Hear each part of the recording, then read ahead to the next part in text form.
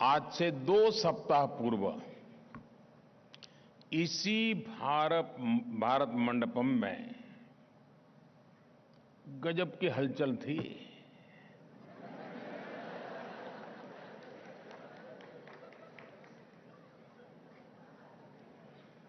ये भारत मंडपम बिल्कुल happening place बना हुआ था।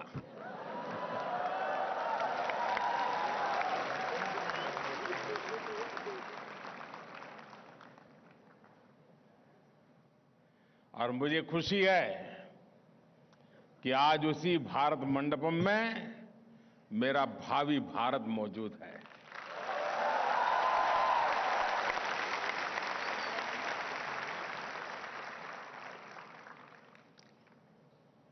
G20 के आयोजन की और उसको भारत ने जिस ऊंचाई पर पहुंचा दिया है, ये देखकर दुनिया वाकई बहुत चकित है। लेकिन जानते हैं, मैं बिल्कुल हैरान नहीं हूं, बिल्कुल सरप्राइज नहीं हूं। शायद आपके मन में होता होगा, इतना बड़ा हो गया, आपको कुछ नहीं हुआ, क्या कारण है? जानते हैं क्यों? क्योंकि जिस कार्यक्रम को सफल बनाने का बीड़ा आप जैसे यूथ स्टूडेंट्स उठा लेते हैं, यंग स्टूडेंट उठा लेते हैं, यूथ जुड़ जाता है, तो फिर उसका सफल होना तय हो जाता है। आप यंगस्टर्स की वजह से पूरा भारत ही एक हैपनिंग प्लेस बन गया है।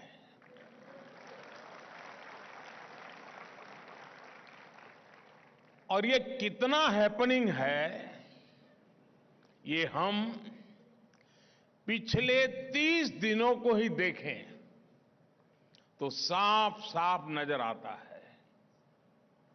और जब मैं 30 दिन की बात करता हूं ना, आप भी साथ साथ जरा अपने 30 दिन को जरा जोड़ते चलना। बीते हुए 30 दिन, आपकी यूनिवर्सिटी के 30 दिन भी याद कर लेना, और देश में और भी लोगों के पराक्रम 30 दिन में हुए, वो भी याद कर लेना। मैं आपको, क्योंकि मेरे नौजवान साथियों, आपके सामने मैं आज आया हूं, तो मैं भी अपना रिपोर्ट कार्ड आपको दे रहा हूं।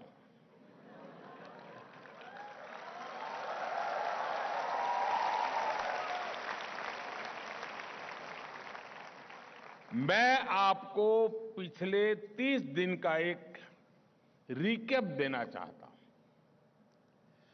उससे आपको नए भारत की स्पीड और नए भारत का स्केल दोनों का पता चलेगा। साथियों, आप सबको याद होगा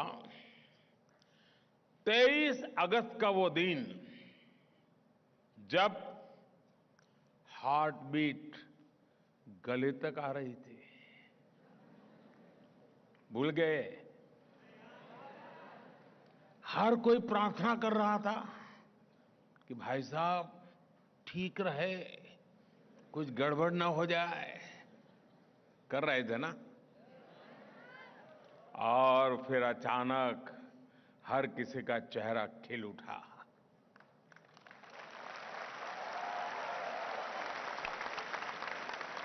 पूरी दुनिया ने भारत की आवाज सुनी, India is on the moon.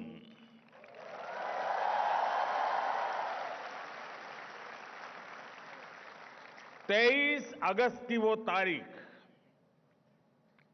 हमारे देश में नेशनल स्पेस डे के रूप में अमर हो गई है। लेकिन उसके बाद क्या हुआ? इधर मून मिशन सफल हुआ, उधर भारत ने अपना सोलर मिशन लॉन्च कर दिया। अपना चंद्रयान अगर 3 लाख किलोमीटर गया तो ये 15 लाख किलोमीटर तक जाएगा। आप मुझे बताइए, भारत की रेंज का कोई मुकाबला है क्या? फ्रेंड्स, पिछले 30 दिनों में भारत की डिप्लोमेसी एक नई ऊंचाई पर पहुंची है। G20 से पहले दक्षिण अफ्रीका में ब्रिक्स समिट हुई। भारत के प्रयास से ब्रिक्स कम्युनिटी में 6 नए देश शामिल हुए हैं। साउथ अफ्रीका के बाद मैं ग्रीस गया था।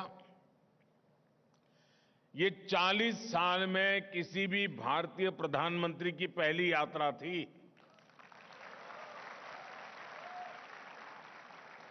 और जितने भी अच्छे काम है ना, वो करने के लिए आपने मुझे ही बिठाया है।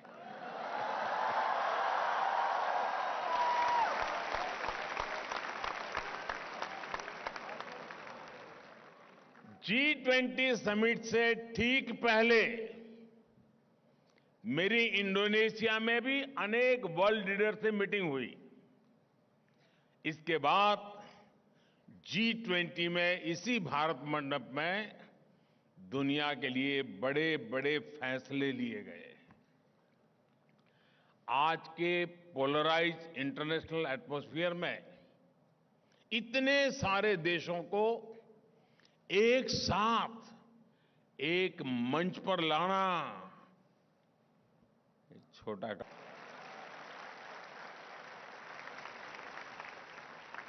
आप एक पिकनिक ऑर्गेनाइज करो ना, तो भी तय नहीं कर पाते हो कहां जाए।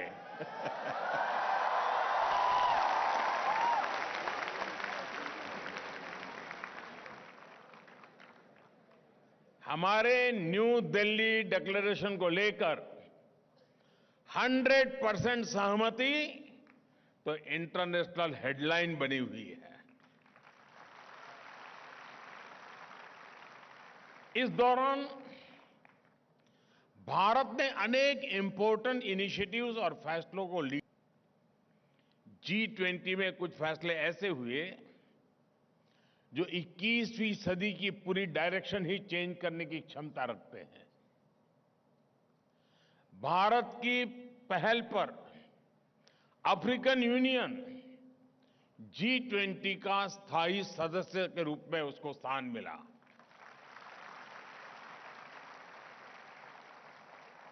ग्लोबल बायोफ्यूल्स अलायंस का नेतृत्व भी भारत ने किया। G20 समिट में ही हम सभी ने मिलकर India middle east Europe corridor बनाने का भी फैसला लिया है। ये कॉरिडोर कई महाद्वीपों को आपस में जोड़ेगा। इससे आने वाली कई शताब्दियों तक व्यापार और पर्यटन को बढ़ावा मिलने वाला है। साथियों, G20 समिट समाप्त हुई तो सऊदी अरब के क्राउन प्रिंस की स्टेट विजिट दिल्ली में शुरू हुई।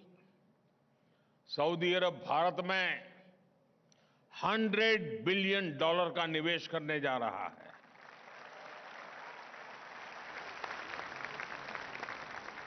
और मैं जो कथा सुना रहा हूं ना, ये 30 दिन की बता रहा हूं। फिर ऐसा नहीं यार, ये तो इतना सारा। बीते 30 दिनों में ही भारत के प्राइम मिनिस्टर के रूप में मेरी कुल 85 वर्ल्ड लीडर से मीटिंग हुई है।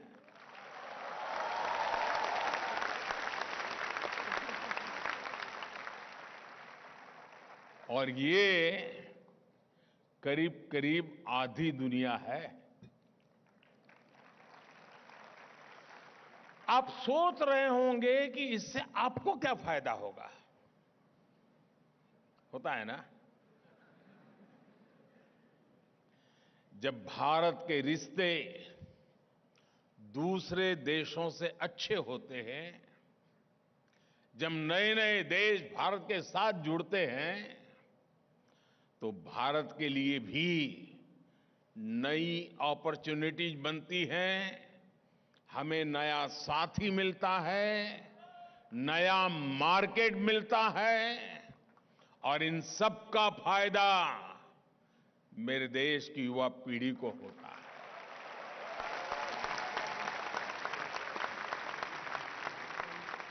साथियों, आप सब सोच रहे होंगे कि पिछले 30 दिन का रिपोर्ट कार्ड देते हुए मैं सिर्फ स्पेस साइंस और ग्लोबल रिलेशंस की बात कर रहा रहूंगा क्या? यही काम किया कि मैंने 30 दिन में? ऐसा नहीं है। पिछले 30 दिनों में एससी, एसटी, ओबीसी के लिए, गरीबों और मिडिल क्लास के लिए, उनको एम्पावर करने के लिए भी कई कदम उठाए गए। 17 सितंबर को विश्वकर्मा जयंती पर पीएम विश्वकर्मा योजना लॉन्च की गई। ये योजना हमारे शिल्पकारों, कुशल कारीगरों, पारंपरिक काम से जुड़े साथियों के लिए है। रोजगार मेला लगाकर बीते 30 दिन में 1 लाख से ज्यादा नौजवानों को केंद्र सरकार में गवर्नमेंट जॉब दी गई है। जब से ये कार्यक्रम शुरू हुआ है, 6 लाख से ज्यादा युवक युवतियों को नियुक्ति पत्र दिए गए हैं। इन्हीं 30 दिनों में आपने देश के नए संसद भवन में पहले संसद सत्र को भी देखा है। देश के नए संसद भवन में पहला विधेयक पास हुआ, जिसने पूरे देश को गर्व से भर दिया है। संसद ने नारी शक्ति वंदन अधिनियम के द्वारा विमेन लेड डेवलपमेंट के महत्व को सहर्ष स्वीकार किया। साथियों, बीते 30 दिनों में ही देश में इलेक्ट्रिक मोबिलिटी के विस्तार के लिए एक और बड़ा निर्णय हुआ। हमारी सरकार ने बैटरी एनर्जी स्टोरेज सिस्टम को एम्पावर करने की दिशा में एक महत्वपूर्ण योजना को स्वीकृति दी है। कुछ दिनों पहले द्वारका में अशोक भूमि इंटरनेशनल कन्वेंशन सेंटर को हमने राष्ट्र को समर्पित किया है। युवाओं को स्पोर्ट्स में अधिक अवसर मिले, इसके लिए मैंने वाराणसी में इंटरनेशनल क्रिकेट स्टेडियम का भी शिलान्यास किया। 2 दिन पहले मैंने 9 वंदे भारत ट्रेन्स को हरी झंडी दिखाई। एक दिन में एक साथ इतनी आधुनिक ट्रेनें शुरू होना भी हमारी स्पीड और स्केल का प्रमाण है। पेट्रोकेमिकल सेक्टर में भारत की आत्मनिर्भरता को बढ़ाने के लिए एक और बड़ा कदम इन 3 दिनों में हमने उठाया है। मध्य प्रदेश में स्थित एक रिफाइनरी में पेट्रोकेमिकल कॉम्प्लेक्स का शिलान्यास किया गया है। मध्य प्रदेश में ही रिन्यूएबल एनर्जी, आईटी पार्क, एक मेगा इंडस्ट्रियल पार्क और 6 नए औद्योगिक क्षेत्रों पर काम शुरू हुआ है। ये जितने भी काम मैंने गिनाए हैं, इनका सीधा संबंध युवाओं की स्किल, युवाओं के लिए जॉब क्रिएशन से है। ये लिस्ट इतनी लंबी है कि पूरा समय इसी में बीत जाएगा। ये 30 दिन का मेरा हिसाब मैं दे रहा था आपको। अब आपने अपना हिसाब लगाया क्या? आप ज्यादा से ज्यादा कहेंगे 2 मूवी देखी।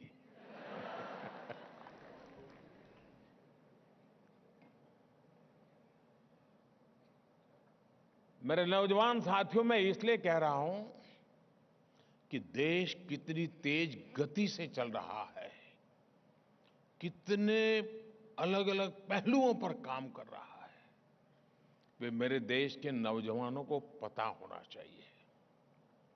साथियों, युवा वहीं पर आगे बढ़ते हैं जहां ऑप्टिमिज्म, अपॉर्चुनिटीज और ओपननेस होती है। जिस तरीके से आज भारत आगे बढ़ रहा है, उसमें आपके उड़ने के लिए पूरा आसमान खुला है दोस्तों। मैं आपसे यही कहूंगा, बड़ा सोचें, थिंक बिग। ऐसा कुछ नहीं है जिसे आप हासिल नहीं कर सकते हैं। ऐसी कोई उपलब्धि नहीं है जिसे हासिल करने में देश आपका साथ नहीं देगा।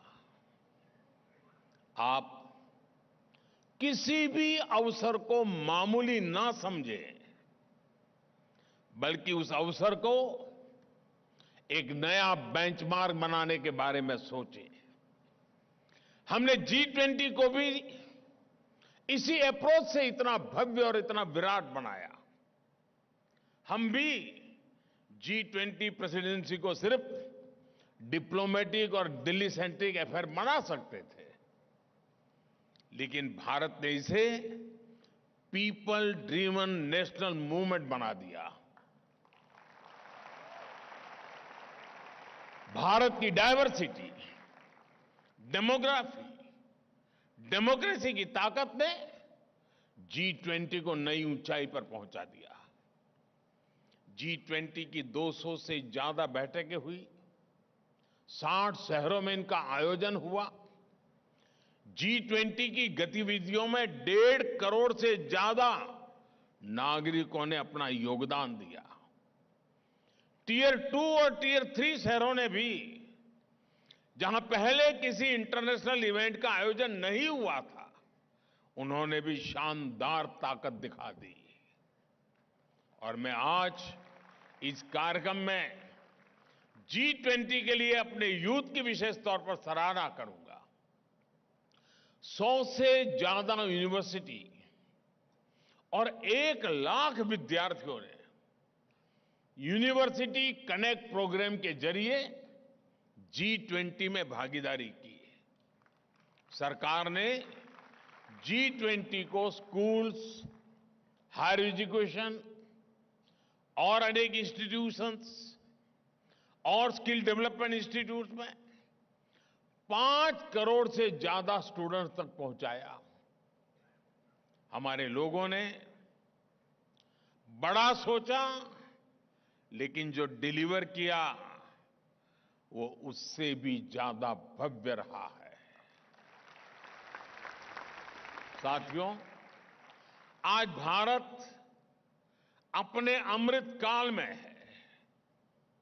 ये अमृत काल आप जैसी अमृत पीढ़ी का ही काल है।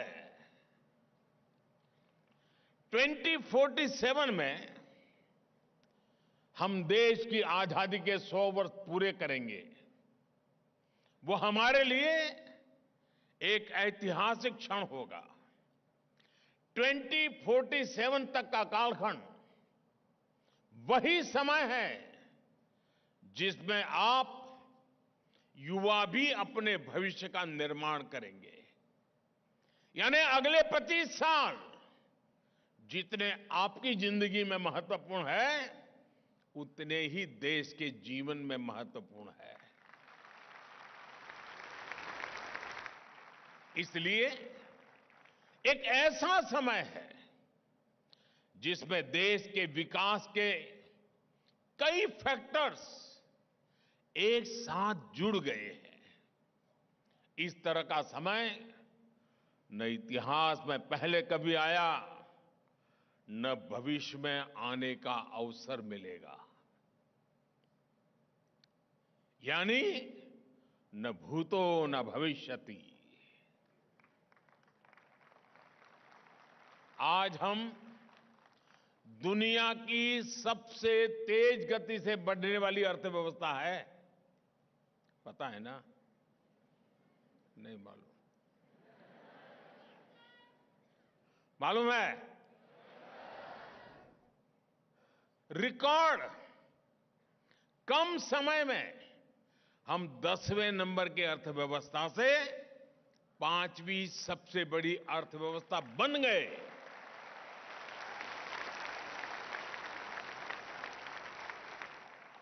आज भारत पर दुनिया का भरोसा बुलंद है।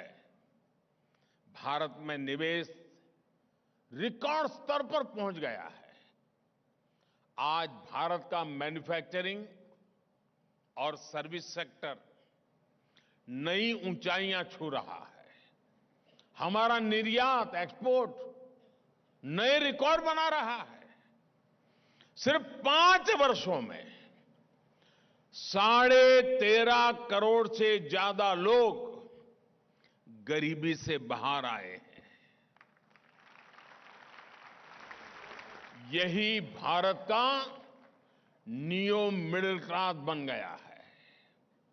देश में सोशल इंफ्रास्ट्रक्चर, फिजिकल इंफ्रास्ट्रक्चर और डिजिटल इंफ्रास्ट्रक्चर के निर्माण से विकास में अभूतपूर्व तेजी आ गई है। इस साल फिजिकल इंफ्रास्ट्रक्चर में 10 लाख करोड़ का निवेश किया जा रहा है।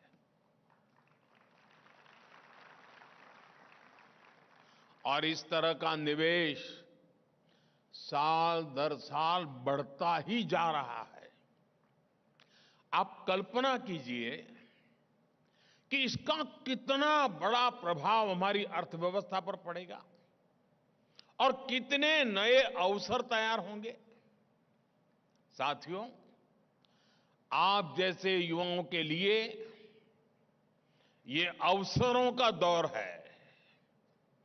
साल 2020 के बाद करीब 5 करोड़ साथी ईपीएफओ पेरोल से जुड़े हैं। इनमें से लगभग 3.5 करोड़ लोग ऐसे हैं जो पहली बार ईपीएफओ के दायरे में आए हैं। पहली फॉर्मल जॉब्स उन्हें मिली है। इसका मतलब ये है कि आप जैसे युवाओं के लिए फॉर्मल जॉब्स के मौके भारत में लगातार बढ़ रहे हैं। 2014 से पहले हमारे देश में 100 से भी कम स्टार्टअप्स थे। कितने? 1 लाख को भी पार कर गई है।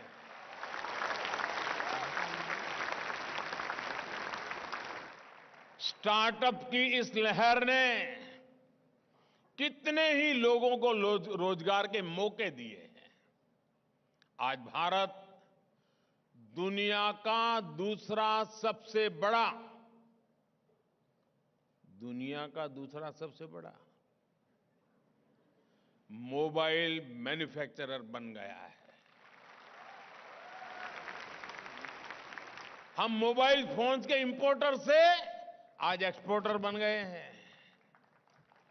इसके कारण भी बड़ी संख्या में नौकरियों के अवसर बने हैं। डिफेंस मैन्युफैक्चरिंग के क्षेत्र में भी बीते कुछ वर्षों में बड़ा विकास हुआ है। 2014 की तुलना में डिफेंस एक्सपोर्ट करीब 23 गुना बढ़ा है। जब इतना बड़ा परिवर्तन होता है तो डिफेंस इकोसिस्टम की पूरी सप्लाई चेन में भी बड़ी संख्या में नई नौकरियों के अवसर बनते हैं। मैं जानता हूं कि हमारे कई युवा साथी जॉब सीकर के बजाय जॉब क्रिएटर बनना चाहते हैं। सरकार की मुद्रा योजना के जरिए देश के छोटे व्यापारियों को आर्थिक मदद मिलती है। आज 8 करोड़ लोगों ने 8 करोड़, आप कल्पना कीजिए, आंकड़ा बहुत बड़ा है ये। 8 करोड़ लोगों ने फर्स्ट टाइम एंटरप्रेन्योर, जिनके परिवार में कभी एंटरप्रेन्योर के नाते कोई नहीं था, फर्स्ट टाइम एंटरप्रेन्योर के तौर पर अपना कोई बिजनेस शुरू किया है, कोई कारोबार शुरू किया है, अपना काम शुरू किया है। पिछले 9 वर्षों में 5 लाख कॉमन सर्विस सेंटर भी खोले गए हैं। इनमें से हर एक में 2 से 5 लोगों को नौकरी मिली है। साथियों, ये सब भारत में आई पॉलिटिकल स्टेबिलिटी, पॉलिसी क्लैरिटी और हमारे डेमोक्रेटिक वैल्यूज की वजह से हो रहा है। पिछले 9 वर्षों में भ्रष्टाचार को कंट्रोल करने के ईमानदार प्रयास हुए हैं। आप में से बहुत सारे विद्यार्थी वो होंगे जो 2014 में, आज से 10 साल पहले, उनकी उम्र क्या होगी?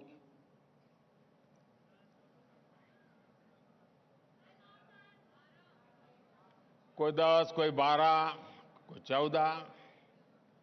तो उस समय उनको पता ही नहीं होगा कि हेडलाइन अखबार में क्या आती थी, कैसे भ्रष्टाचार ने देश को बर्बाद करके रखा था। साथियों, आज मैं बड़ा गर्व से कह सकता हूं, बिचौलियों और लीकेज को रोकने के लिए नए टेक्नोलॉजी आधारित सिस्टम हमने बनाए हैं। कई तरह के रिफॉर्म्स लाकर और दलालों को सिस्टम से बाहर कर एक पारदर्शी व्यवस्था बनाई गई है। बेईमानों को सजा और ईमानदारी को सम्मान दिया जा रहा है। मैं हैरान हूं, आजकल मुझ पर एक आरोप क्या है कि मोदी लोगों को जेल में डालता है। अब मुझे बताइए भाई, देश का माल चोरी किया है तो कहां रहेंगे? कहां रहना चाहिए? ढूंढ ढूंढ करके भेजना चाहिए कि नहीं भेजना चाहिए? जो काम आप चाहते हैं वही मैं कर रहा हूं ना। कुछ लोग बड़े परेशान हैं। साथियों, विकास की यात्रा को जारी रखने के लिए क्लीन, क्लियर और स्टेबल गवर्नेंस बहुत जरूरी है। अगर आपने निश्चय कर लिया तो 2047 तक भारत को एक विकसित, समावेशी और आत्मनिर्भर देश बनने से कोई नहीं रोक सकता।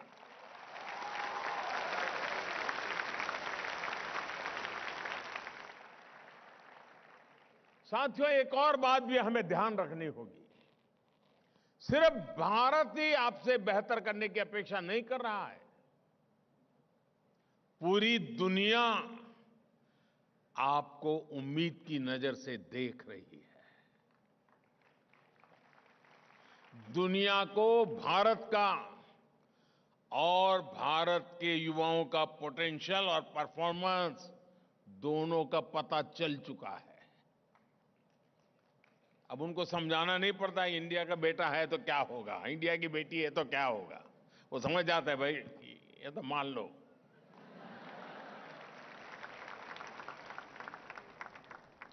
दुनिया की प्रगति के लिए भारत की प्रगति और भारत के युवाओं की प्रगति बहुत आवश्यक है। मैं निश्चिंत होकर देश को असंभव लगने वाली गारंटियां दे पाता हूं। तो उसकी वजह से आप देशवासियों का उसके पीछे जो ताकत है ना, वो आप मेरे साथियों का सामर्थ्य है। मैं उन गारंटियों को पूरा कर पाता हूं तो उसके पीछे भी आप जैसे युवाओं का सामर्थ्य होता है। मैं दुनिया के मंचों पर जोरदार तरीके से भारत की बात रख पाता हूं तो उसकी प्रेरणा भी मेरी युवा शक्ति है।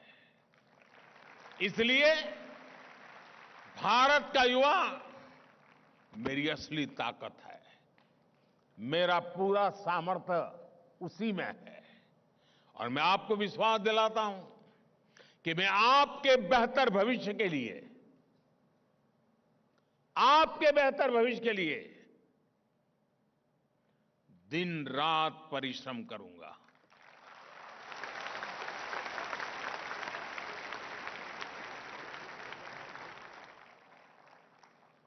लेकिन फ्रेंड्स, मेरी आपसे भी अपेक्षाएं हैं। मैं आज आपसे भी कुछ मांगना चाहता हूं। बुरा नहीं लगेगा ना? आपको लगेगा ये कैसा प्रधानमंत्री है, हम नौजवानों से मांग रहा है।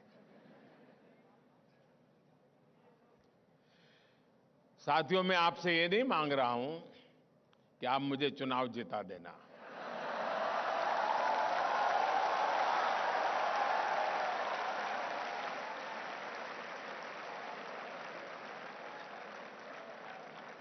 साथियों, मैं आपसे ये भी नहीं कहूंगा कि मेरी पार्टी में आप शामिल हो जाइए।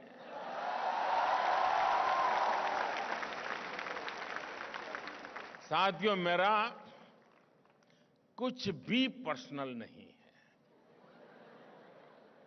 जो है वो देश का है, देश के लिए है।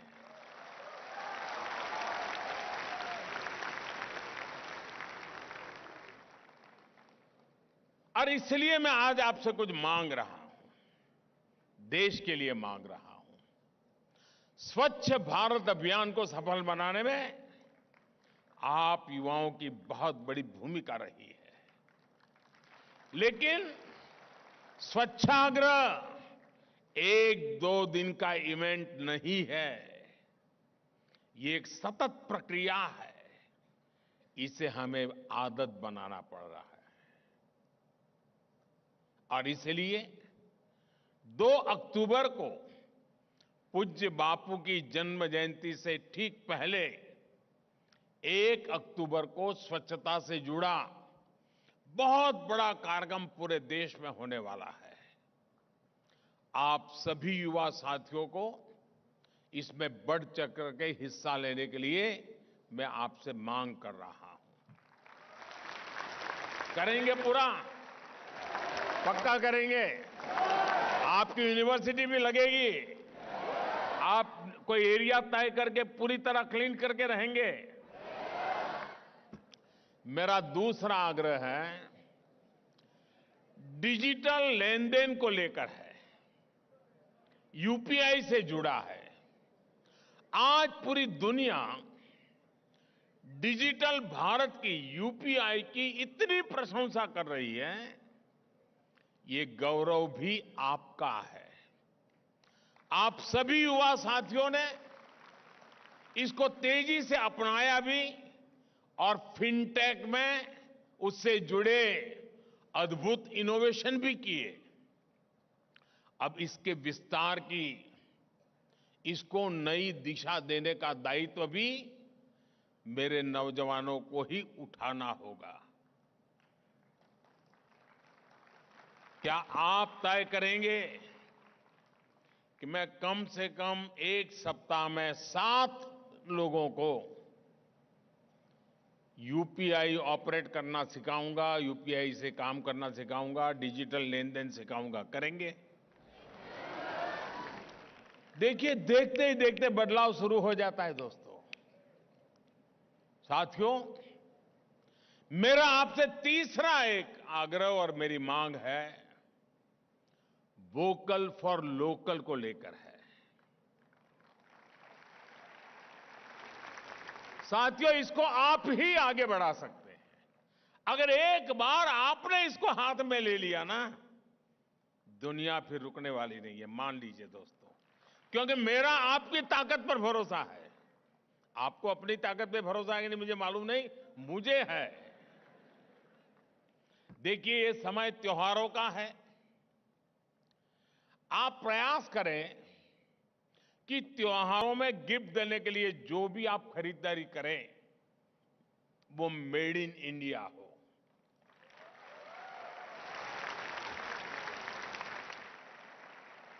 अपने जीवन में भी आग्रह करें दोस्तों, उन्हीं चीजों का इस्तेमाल करें, उन्हीं प्रोडक्ट को उपयोग करें जिसमें भारत की मिट्टी की खुशबू हो, जिसमें भारत के श्रमिकों के पसीने की महक हो। और वोकल फॉर लोकल का ये अभियान सिर्फ त्योहारों तक सीमित नहीं रहना चाहिए।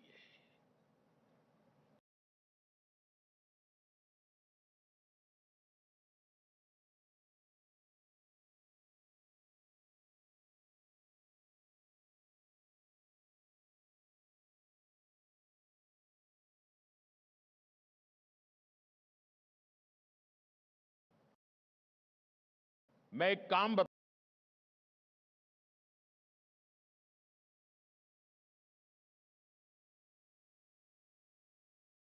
बताता हूं, आप करेंगे होमवर्क के।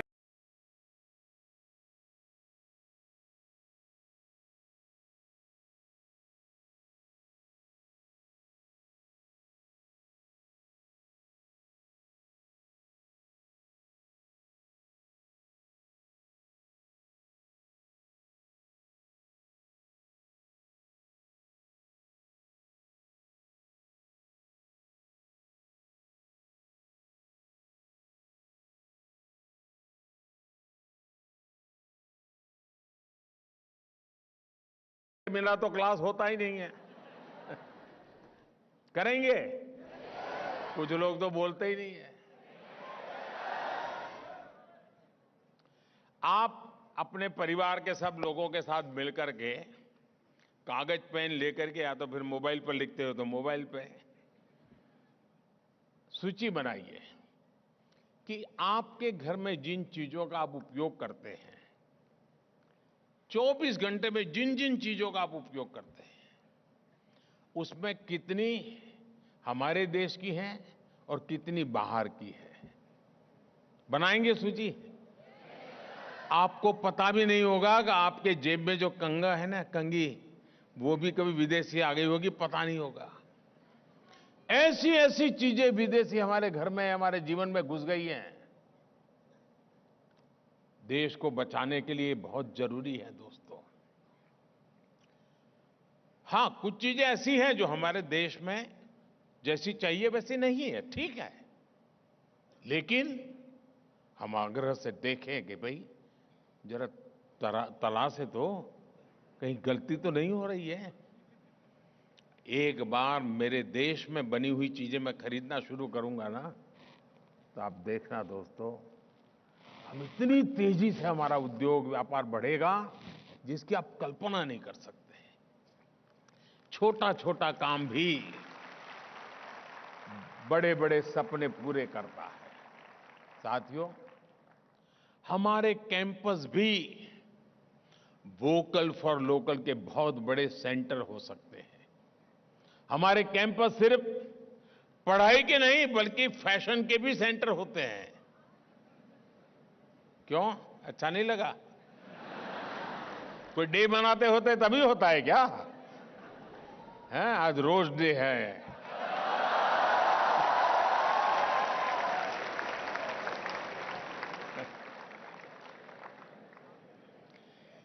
क्या हम खादी को, भारतीय फैब्रिक को कैंपस का फैशन स्टेटमेंट नहीं बना सकते हैं? आप सभी युवाओं में ये ताकत है। आप मार्केट को, ब्रांड्स को, डिजाइनर्स को अपनी तरफ मोड़ने के लिए मजबूर कर सकते हैं। कॉलेज और यूनिवर्सिटी कैंपस में अनेक कल्चरल फेस्टिविटीज होती है, एक्टिविटीज होती है। उसमें हम खादी से जुड़े फैशन शो करा सकते हैं। हम अपने विश्वकर्मा साथियों, हमारे आदिवासी साथियों के शिल्प को प्रदर्शित कर सकते हैं। ये भारत को आत्मनिर्भर बनाने का, भारत को विकसित बनाने का रास्ता है। इसी रास्ते पर चलते हुए हम बड़ी संख्या में रोजगार निर्मित कर सकते हैं। और आप देखिए, ये जो 3 छोटी-छोटी बातें मैंने बताई है, आपके सामने जो मैंने कुछ मांग रखी है, आप एक बार देख लेना आपको कितना फायदा होता है, देश को कितना फायदा होता है, किसको कितना फायदा होगा। जरूर देखिए मेरे नौजवान साथियों, अगर हमारा यूथ, हमारी नई जनरेशन एक बार ठान लेना तो इच्छित परिणाम मिल ही जाता है।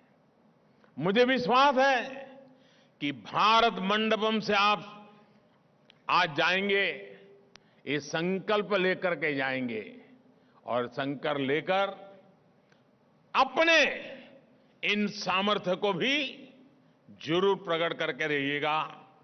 साथियों, हम पल भर के लिए सोचिए, हम वो लोग हैं जिन्हें देश के लिए मरने का मौका नहीं मिला है।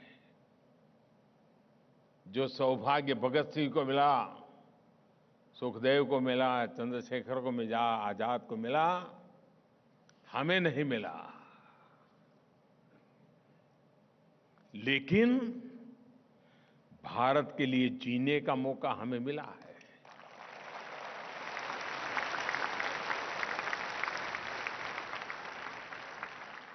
आज से 100 साल पहले की तरफ नजर करिए। 1920, 22, 23, 25, 30 का कल्पना कीजिए आप। उस समय का जो नौजवान था, उसने ठान लिया था कि मैं देश को आजाद कराने के लिए जो कुछ भी कर सकता हूं मैं करूंगा, जो मार्ग मिलेगा मैं करूंगा। और उस समय के नौजवान चल पड़े थे, किताबें अलमारी में रख दी थी, जेलों में जाना पसंद किया था, फांसी के तख्त पर चढ़ना पसंद किया था, जो राह मिली उस राह पर चल दिए थे। 100 साल पहले जो पराक्रम की पराकाष्ठा हुई, त्याग और तपस्या का माहौल बना, मातृभूमि के लिए जीने मरने का इरादा मजबूत हुआ, देखते ही देखते 25 साल में देश आजाद हो गया। हुआ कि नहीं दोस्तों? उनके पुरुषार्थ से हुआ कि नहीं हुआ? अगर उस 25 साल के राष्ट्रव्यापी जो सामर्थ्य पैदा हुआ, उसने 1947 में देश को स्वराज्य दिया। साथियों, मेरे साथ चल पड़ो, आओ, मैं आपको निमंत्रण देता हूं। 25 साल हमारे सामने हैं। 100 साल पहले जो हुआ था, हम एक बार वो स्वराज्य के लिए चले थे, हम समृद्धि के लिए चल पड़े। 25 साल में इस देश को समृद्ध बना करके रहेंगे। उसके लिए मुझे जो करना पड़ेगा, मैं पीछे नहीं हटूंगा। आत्मनिर्भर भारत समृद्धि के द्वार खोलता है दोस्तों। आत्मनिर्भर भारत स्वाभिमान को नई ऊंचाई पर पहुंचाता है। उस संकल्प को लेकर के चलिए, आइए हम मिलकर के एक समृद्ध भारत का संकल्प पूरा करें। 2047 में हम डेवलप कंट्री होने चाहिए।